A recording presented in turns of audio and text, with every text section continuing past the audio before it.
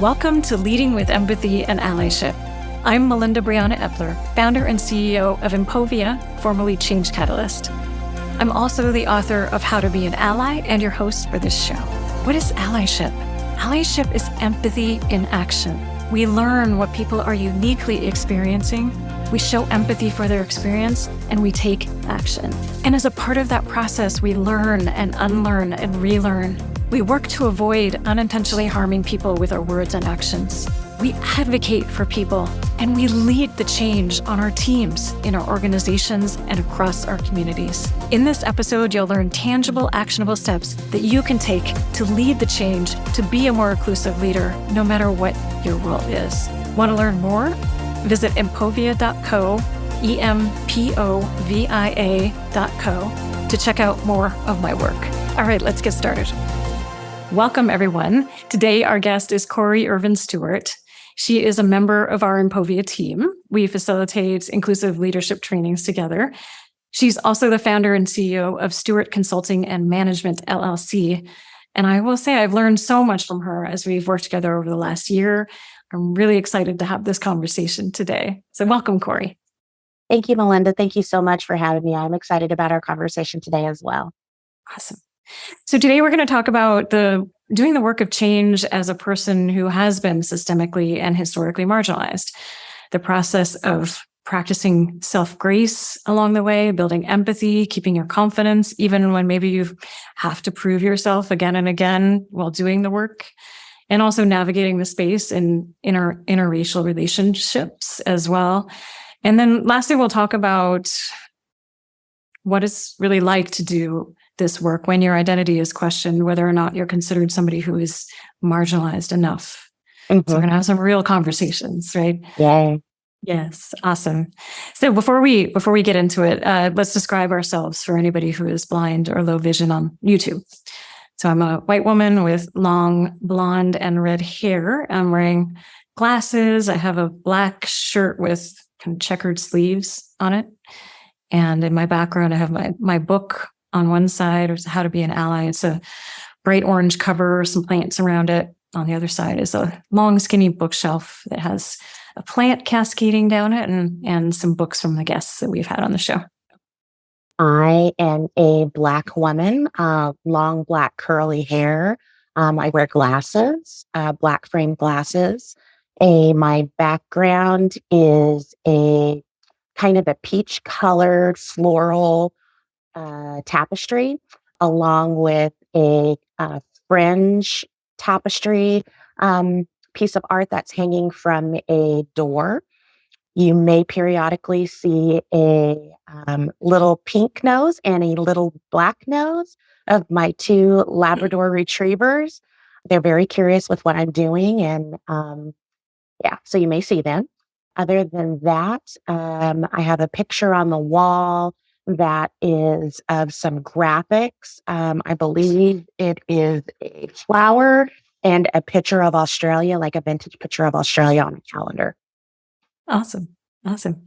And today our ASL interpreters are Tyre and Danielle, who are from Interpreter Now. You can learn more about them at www.interpreter-now.com. All right. So the first thing we do, as you know, is we talk about your story. So can you share a bit about your own story? What was your path to where did you start? What was your path to get to where you are today? Yeah, thank you. So I am originally from the state of Utah, and I grew up, for anyone that's unfamiliar with the state, it leans very conservative, and over the years it's transitioned more, but it's also very historically white. And my family got there by way of Union Pacific and kept roots, moving from Texas into Utah, where they were dealing with much more overt racism, and moving to Utah, where it was much more institutionalized. So my upbringing was pretty sheltered, but my mother did a really wonderful job of making sure that I was exposed to a variety of different cultures, whether that be within the state or outside of the state, which helped to nourish my curiosity. Most of the individuals that are in my family and close family members, as I would call them, are in social service work. So I got exposed to that pretty early on. And just being the youngest of three girls, hearing the obstacles of them and my mother navigating their educational and workspaces really added to my sense of curiosity. And so I did some studying both in undergrad and in grad school, focusing on the psychology around how people navigate the world and looking at gender and race politics. And then tickled my toe in the nonprofit sector and really enjoyed my time in it. I think that it provided a really good foundation for feeling like I was doing something around the kind of theory of change work that I think my heart was calling for. But as I navigated, even though I got into positions of C-suite and seniority positions, there was always a need for validation of other individuals to secure whether it be programmatic wins or philanthropic wins around fundraising. And so I had a little bit of a coming to a crossroads moment in my career about 11, 12 years ago, where I really thought that I could do more good by telling my story and having more discussions around the fact that you can have really good intentions but still create space for negative impacts that create a lot of harm. And that's kind of brought me to my path of doing DEI-centric work around creating a space to name that we're all navigating those waters of white supremacy culture, but we can do something about it. Awesome. Awesome. And so I was going to ask you kind of, and maybe you can share more detail the why. Yeah. Why did you start doing equity and inclusion work in particular? In particular, it was really driven from a space of feeling like I, on paper, was very successful, but constantly questioning myself because of my interactions with individuals. For instance, I was really taken aback by the fact that I had secured millions of dollars in philanthropic efforts to support a multitude of both international and domestic nonprofits. But yet, I would run into individuals that would either seek wanting to have validation either from a man or from a white colleague. And it was never overt. It was always an invitation to invite these individuals into these closing meetings. And earlier on, I just questioned myself and wondered if it was something that I was doing or something that I wasn't doing. And then really just sat with it. And I'm a big believer in self-reflection practices and really coming to the conclusion that it was not about me, it was about them and their perceptions, and realizing if I was experiencing it, that other individuals are experiencing it too. And so what could I do to kind of break open that phenomenon and have some impact on hopefully changing that trajectory, or at least giving people the space to feel like they could bring it up. Because so oftentimes I felt like I just sucked it up. And the detriment was that it just kept picking at my confidence, which then was a cycle of when your confidence is affected, then sometimes your performance is affected. And so I felt like I was, indirectly perpetuating the stereotype that they thought that I was in the first place. And I was not okay with that. Yep. I have felt that. I get that.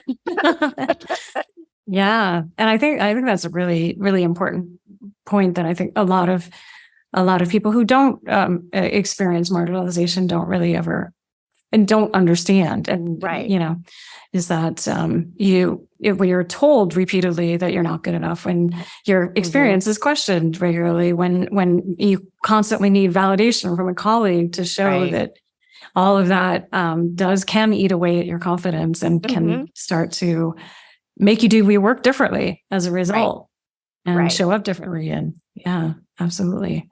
And there's a little bit of that that's associated with the fact that, as I had mentioned, growing up in a space that was very conservative and very white, that somehow unconsciously I became this palatable person or palatable other that Hmm. made other people feel comfortable as opposed to what it was doing to me. So, for instance, if I felt like I had an opinion and I really wanted to express it, if I felt like I was in a place that wasn't psychologically safe to do so, that it was going to have more harm in perpetuating those stereotypes, I wouldn't speak up, even though I knew that there was validation in my opinion. And oftentimes I was an expert in it because of the lived experience. And I just started feeling like eventually you look at yourself and you come to this crossroads of, am I going to just exist in this water or am I going to do something about it? Because ultimately all I was doing was burning bridges because I was complaining about it to anybody that would listen to me Mm. and not really being a part of the solution. And I'm a big believer in, if it's something that I can do to change, then I'm going to at least try. But for Mm. some reason, because it felt so close to home and there was so much pain associated with it, I was just letting it happen to me. Mm. Mm. Yep. Yeah. Yeah. Uh, Yeah. right. And it's interesting because when you talk to people about abusive relationships, Mm. uh, for me, it's very easy for me to understand like the psychology of individuals that are in like a domestic violence relationship and the cycle of justification, right? Mhm. And not realizing that I was applying a lot of those tools for maintaining that abuse applies to this as well. And by no means am I saying that trying to downplay a physically violent relationship, but abuse in itself has harm that shows up in a multitude of ways. And I think once I had that epiphany that it actually was a form of abuse, that it wasn't Mm. the downplaying of calling it a microaggression, which makes it sound like it's small. I felt a sense of freedom around it. Mm. Right. It's still a Yeah. practice. By no Yeah. means you Oh, catch no, me on work a in progress. work in progress. Yeah.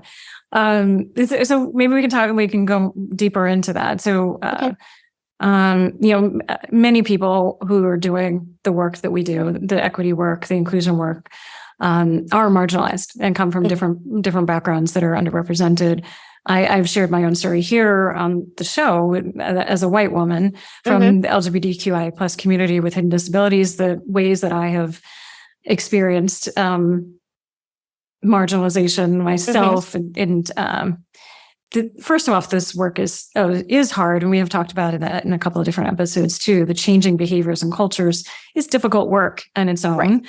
It can be challenging, and there can be some real toxicity involved as people are still on their learning journey. So Mhm. all of us experience that toxicity from time to time, which can bring up all that the past experiences we might have had and trigger some things there, and some emotional work as well. So and I'm still questioned about my own expertise despite decades of it, right? Yeah. And so I know you've shared with me some of your experience as a Mhm. Black woman doing equity work. Maybe you could share a little bit more about the the experiences that you do have. What are Mhm. some of those?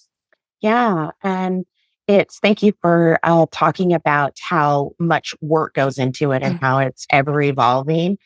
I feel like there are some skill sets that you can do the work and you're considered an expert and you have the certifications behind your name and therefore you're not questioned anymore. But there's so much emotion associated with deconstructing patriarchy and white supremacy that I feel like no matter how much you have lived experience and how much you do the educational path work, there's still going to be individuals that question you. And some of it is associated with the ever evolving role of identity politics, but some of it's just associated with a population of people that are still struggling with finding value in this work, right? Mm-hmm. And for me, there are instances where the imposter syndrome is coming up because I'm in spaces where I'm othered because I'm in a room of individuals that are not that don't identify as people of color, but I also experience it in rooms where I am with other individuals that see themselves as people of color that don't feel like I am enough. And some of that is associated with where I grew up, and also the fact that I am in an interracial relationship. My husband of 15 plus years is a white man that has afforded me an amazing opportunity to really have intimate conversations around positions of privilege that otherwise I wouldn't have been afforded. And I try to incorporate that into my practice, but it's still questioned that somehow I'm not enough. And some of the points that come up associated with that are the positionality of privilege that I have by being in a relationship with someone that is white, by having white family members, etc.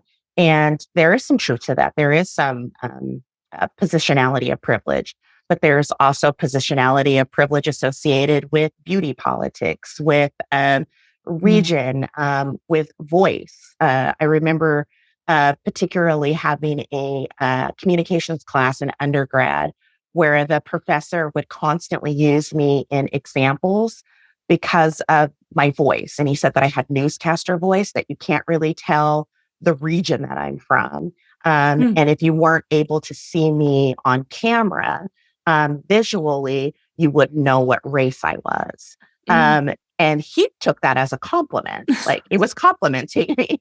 And again, it was just another dig at, okay, so you're saying that I'm not enough.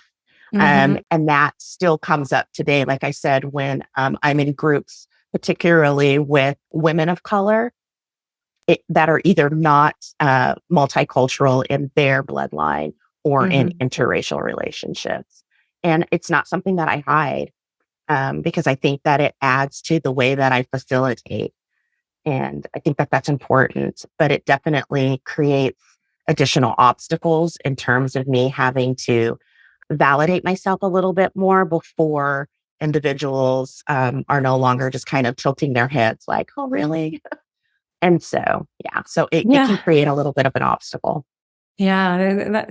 And you and I have had conversations about our interracial relationships in the past. As a white woman married to a Black man, we also have that privilege of talking about race and racism and sexism in a different way, because neither of us is a white man, and I am white and he's Black, and so the way that people treat us, it depends on whether or not they have biases around gender, whether or not they have biases on around race, or both, and we both get it, right? And that comes from even just like walking into a restaurant and who people talk to first, or who a waiter talks to, or whatever, all the way through our work. We work together too, and so that happens in our work as well. And in white communities, when I talk about my husband and people learn that he's Black, I can tell very quickly who's racist in that conversation, because I'm lazy to step back.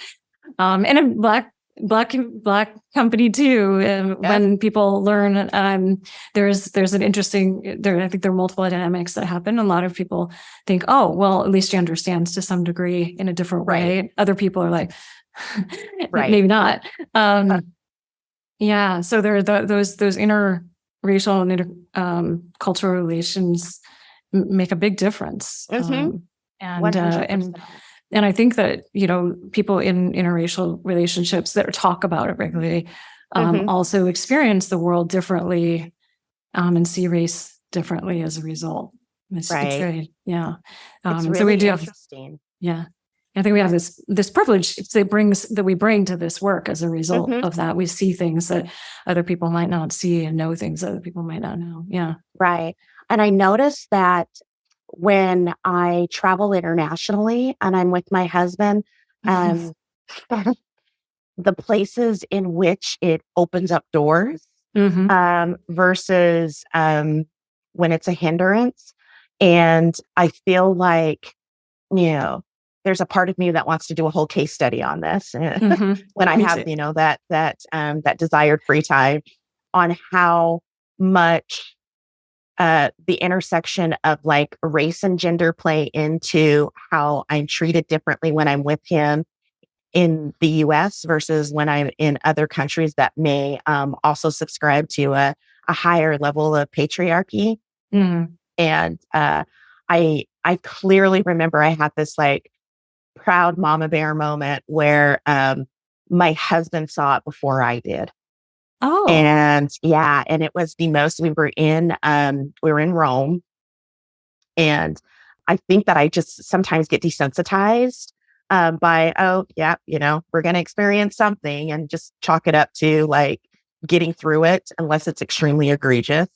Mm. Because I also am a big firm believer in how much time I invest in calling in behaviors if I don't think that people are going to, honestly, if I don't think that they're worth it, like if it's Mm. fleeting, because it's an energy drain, It and is energy. I'm, Yeah. I'm not able to compartmentalize it anymore. So it continues to affect. So I think that I kind of go in a little bit with armor. And like I had mentioned, we were in Rome, and the concierge at the hotel I had done the reservation. It was under my name. My name is Cory. Oftentimes people think of it as a very androgynous name, so they think that it's male. And so they were just dealing with my husband, Mm. even though I was standing right there next to him and, pulling out my ID and my card and all of the things to try to navigate the transaction. And the gentleman put his hand up and was like, I'm going to stop you right now. And he was like, and I'm going to talk to this gentleman first. So A was dismissive. B, I don't understand how he didn't put us together. Right. Like, I understand that sometimes people stand close to each other, but you could tell we were together. Mm-hmm. And like, I just was probably jet lagged and tired and was like, okay, he can just handle this. But it was my husband that was quick to be like, actually, no. Mm-hmm. And called in the behavior. And I was super proud. I was like, oh, Oh, that's awesome. it's a great feeling because obviously I know that he is an ally and he will constantly do anything that he can do to be a partner and be supportive and protective, but also knowing that his radar is up Mm-hmm. because he always looks much more calm and relaxed when he travel. And I'm always like waiting for the opportunity to have Bracing. to like, yeah, embracing Mm-hmm. myself. Yeah. And I felt so good about it. And I felt so seen in that throughout the years of having to have these conversations and actually not even having to have, wanting to have them just so that we could understand our dynamics more. And then it gave me a glimpse into how he navigates when I'm not there and he Mm-hmm. speaks about having a Black wife Mm-hmm. and especially like in his work settings and uh, things to that regard. And I was really proud. And I also just felt very seen and very validated. That's Have awesome. you experienced that with your husband ever? Well, we've definitely experienced a lot of people assuming that we're not together, whether it's Right. like getting off the subway station and people just assume we're not together. So they just plow right through between us Right. to going to a restaurant and saying table for one when we're standing right next to each other, Right. or after the end of our meal saying, do you want separate checks? Yes. Really? You haven't noticed here that Yes. like, Yeah. we're Yeah. even, oh my God. Yeah. Yeah. Um, yeah, and too, I mean, those are the quick and easy ones too. Right. Like, going into a store and people, quickly grabbing their bags when Wayne Yeah. goes past, and the security guard starts to follow both of us because now I'm also a suspect. Right. And Wayne is a suspect, of course, because he's Black. It Right. just that kind of stuff happens regularly. And one thing that we did notice traveling is the first time we traveled internationally together was, well, the first time was in Morocco, and we didn't really notice there. But the second time, shortly after that, was in Paris. And at a certain point, about 4 days in, I stopped and said, you know what? I'm noticing something here, that we're not experiencing these little things that we experience every day in the US. And Wayne was like, yeah, I'm noticing it too. And we started talking about it, and we just never really realized all of those little things that were happening in the US until we didn't have them. And not to say that France has it all figured out in terms of race. Not at all. Not at all. But there are some things that we did not experience there that we experience here just regularly every day. Right. And the little pieces of resistance, the little teeny biases that show up in different ways. We weren't experiencing it the same way there. So yeah, it's interesting. It is such an amazing, it's a privilege to travel anyway. But I had never thought about it. I thought about it from a more of a standpoint of, digging into my curiosity, and I just want to see things and like be a part of different cultures and food and, the sites, especially, countries that are older than the United States, just like architecture and stuff like that. But realizing how therapeutic it was, of just instances, sometimes being able to just breathe and be like, oh, people are moving across the street because they're making room because two people are walking, not because I'm suspicious. And I'm like, this is amazing. And then how draining it is when you get back to the United States and have to reconfigure yourself in that space. And I'm like, oh, this is a very different time. And again, it would be another great study.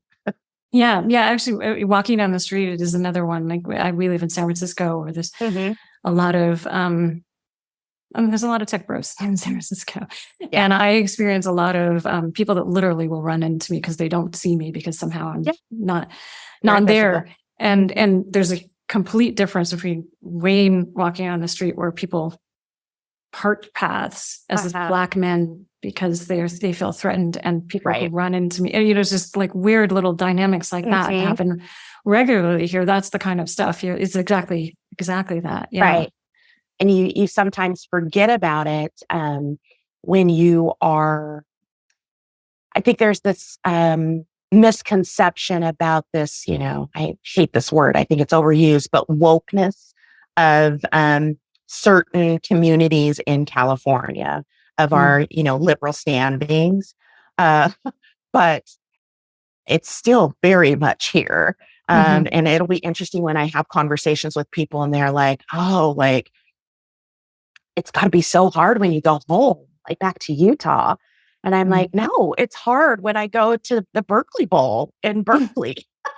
And I have to deal with either people that overcompensate. I mean, Melinda, I've had white women follow me to my car and apologize for whiteness. Oh, wow. Right. And it had nothing to do with me. They just wanted to, it had everything to do with them. Yeah. And they were like, you look safe. I'm going to say it to you. So I'm like, no, it's, I'm not saying that Utah doesn't have its issues, but I don't have that at the local grocery store. Yeah. Okay. So let's bring it back to the equity work too. That was awesome though. Thank you for sharing all of that. Yeah. So you were saying that I don't want to put words in your mouth or paraphrase you, but some of the things that we were talking about are that experiencing it, marginalization and that questioning of your authority, that questioning of whether or not you're marginalized enough to do this work because you have a white husband, or that as a Black woman in predominantly white spaces, are you able to do this effectively? So when this happens, can we talk about the consequences of that? Like, what are that? I think there's maybe two levels of consequences. One is your personal consequences. How does that change how you show up? And the second is for the world. What are the consequences of that? Right. Yeah. There's definitely negative impacts. It, on a personal level, it really just affects my resilience. when I feel like I'm having to justify or overcompensate for years of success that I've had in this space, professionally and through lived experience. And sometimes that resentment will show up in, I guess, a much less relaxed version of me, which then can have impacts on people listening to what I'm actually saying because and then how they receive it. Yeah. How they're receiving it because they're reading into body language, voice changing. I've noticed that sometimes when I feel like I'm cut off, I will over enunciate as opposed to elevating my voice, which then for some individuals may come across as being too authoritative and combative. So the impact of that is that it affects my resilience, but then if I'm doing it in a facilitated group, it affects the rest of the body of the group because they're not getting the best version of me. They're getting a version of me that is now on guard and human, being affected by something that has harmed me. And if you don't have the resilience to kind of ebb and flow in those moments, it impacts you and you kind of have to rejigger yourself in a way. And it's really hard to do when you're put into a position where you are trying to do change work and trying to help people on a journey when in real time you've been affected and you don't have the privilege of turning off your camera and kind of repositioning yourself. You have to go with the flow, even though like you've been impacted. Yeah. So I really, I struggle with how to do it in a way that I'm giving empathy to myself that like, it is okay that you feel that, Cory. It's okay that there was that impact. But what you can do with that is change the dial and change the way in which you're showing up because you have these people in front of you that even if it's just one person that you change the way that they navigate the world, it's that one person. Yeah. But but that's really hard to do when it happens all the time. And I think that one of the ways that I really combat that is in my self-reflection practice. I try to journal quite a bit, even if it's just in bullets of after I have sessions, either if I'm doing specific DEI centric sessions or if I'm doing work where equity has come up, just writing down notes on how it felt in my body, how I responded.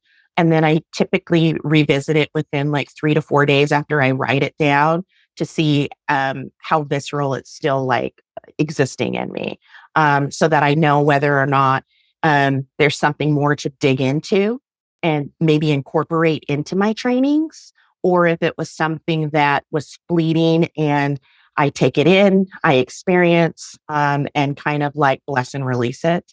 So I try to incorporate that into my practice. And I actually use that a lot in suggestions with follow-ups when I do session work as well.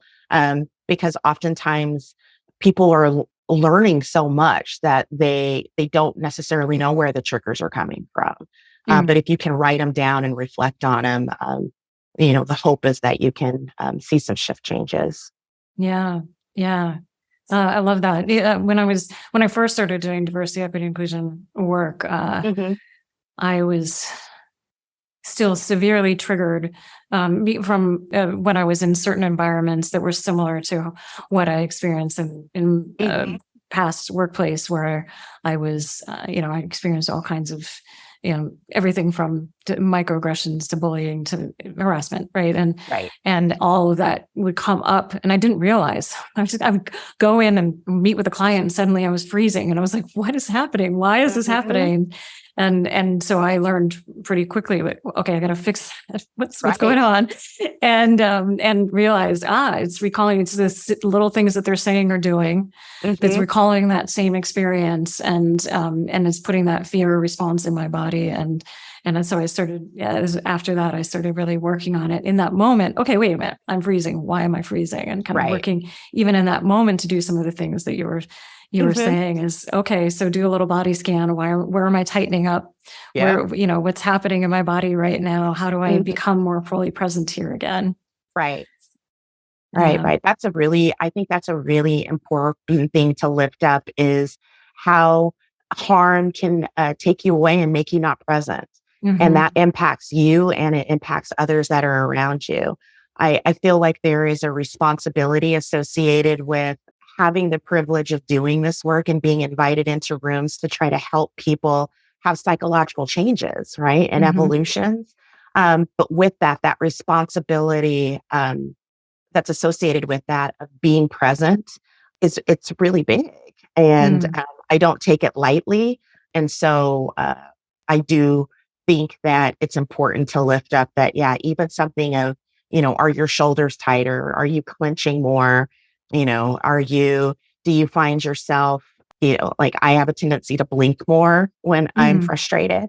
Hmm. And just little things like that I never knew where it was coming from. But now I know that they're triggers from years of harm. Yeah. And now I see it in other people, Right. which is the bring it back to the work is now. Yesterday I had a coffee with somebody and I realized this person is doing a lot of Nervous. this. They're super nervous with Right. me. How can I like bring those defenses down? Right.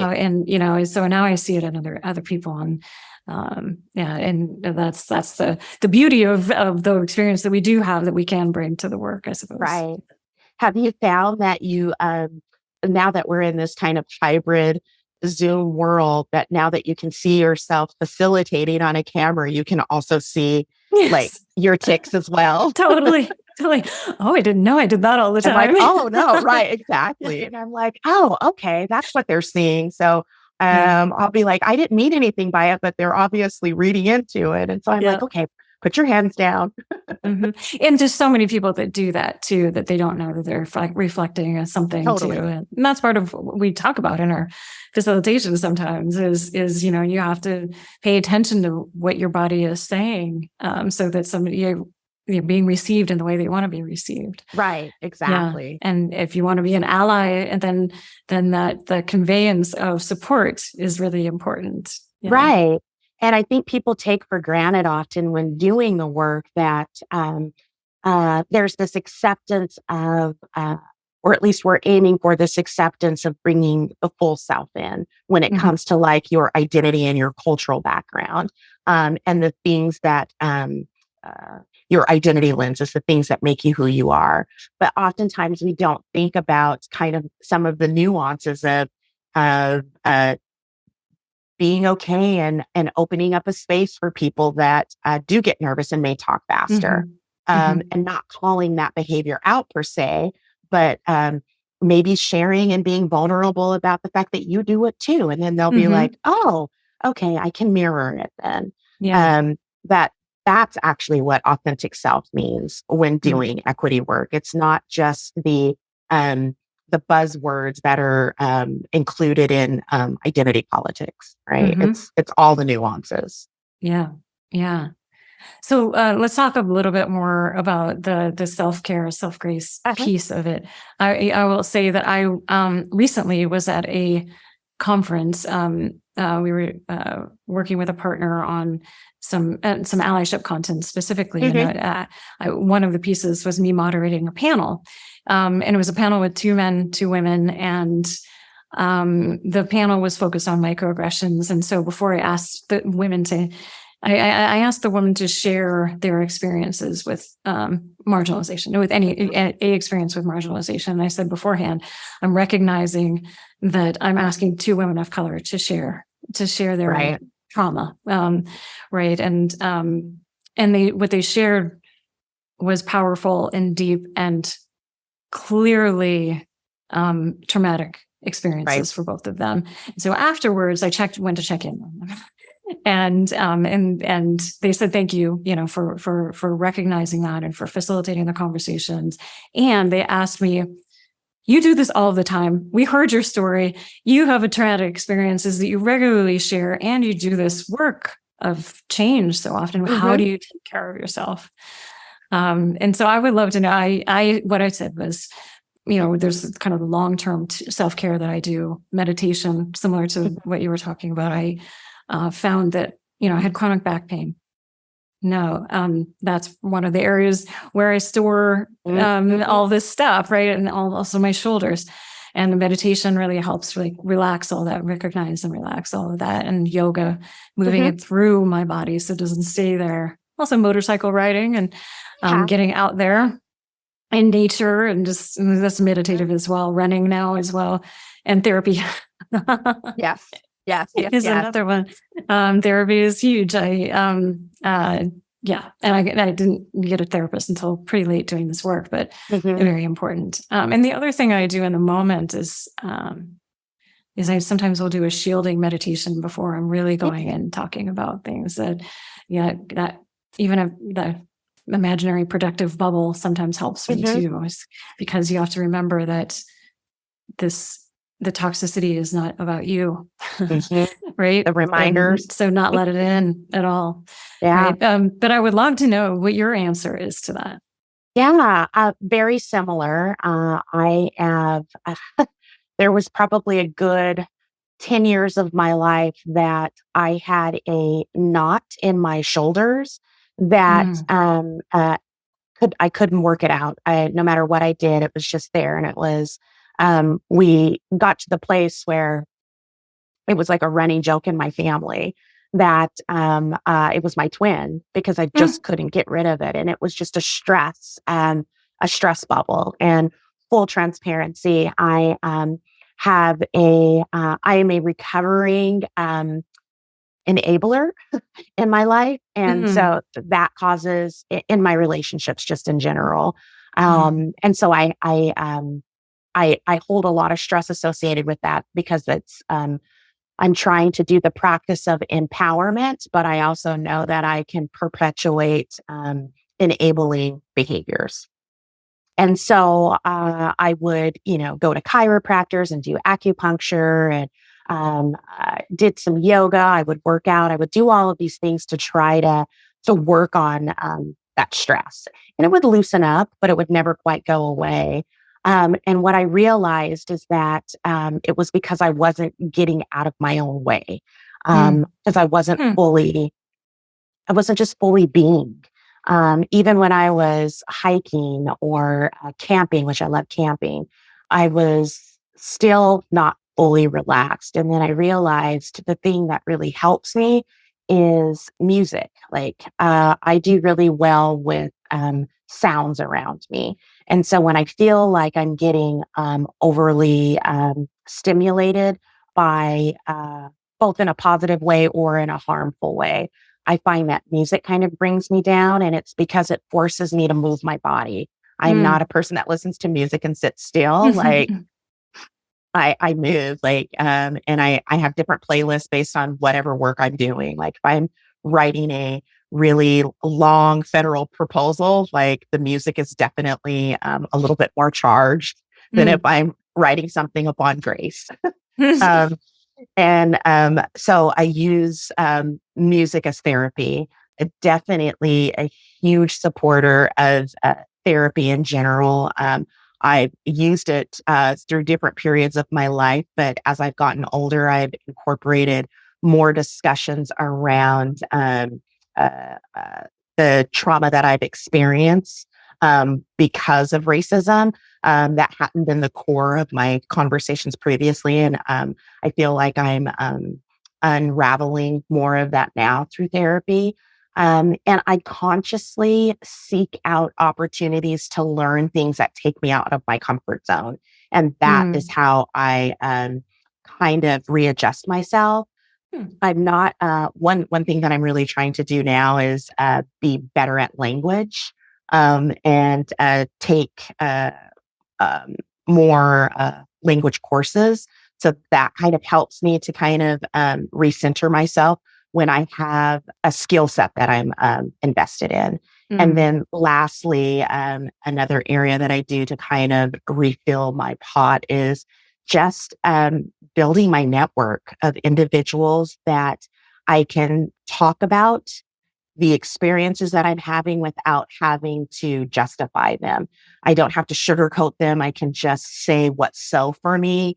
And I know that it's a safe space and it's outside of my family, which I think is really important because I come from a family of individuals that, especially my mother, the minute she knows that someone has done harm, she goes into mama bear mode, which I really love. But I also don't want to undoingly create harm when it could be something that's really fleeting.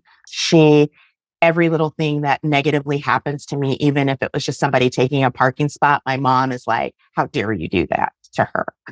She's just very protective of me. And so having a community of practice around bringing people into my world that I know that it's safe to talk about and build up the empathy that I think is super important for building in yourself when you do this work has been a tremendous help. I just learned a lot about other people's experience, and then also just been surrounded by really powerful people that even if they don't quite understand what I'm going through, there's a sense of care that helps me process and continue. And something that I really do feel like is my life's charged. Everything that I've done thus far in my world, whether it be through jobs or through my educational path or where I was born, all of those things have brought me to a space where it makes sense that I'm doing equity work because I can come at it from such different angles. But you do need tools to help you when you're harmed. Yeah, absolutely.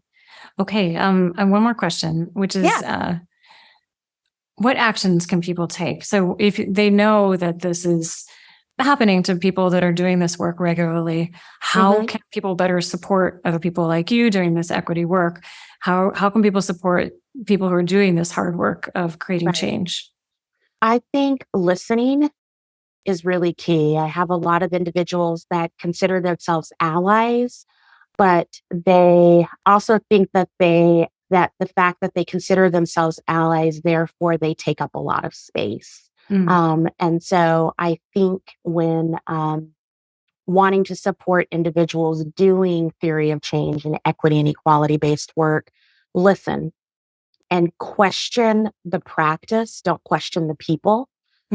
Because that perpetuates the harm. I have no problem in individuals saying, well, what about this scenario? And what if I did this? And could this work? Like, I'm happy to workshop and think about different approaches, but that's about questioning the practice and not the individual. And I think that that's an important trait that allies need to really cultivate and help practitioners like you and I continue to have the resources and the resilience to stay in this space and be successful in hopefully having a ripple effect in impacting individuals, and then they can impact people in their world and and then so on and so on. But I think that active listening and not personalizing the individual, but deconstructing the practice is really important. And I think that those will have very long-term effects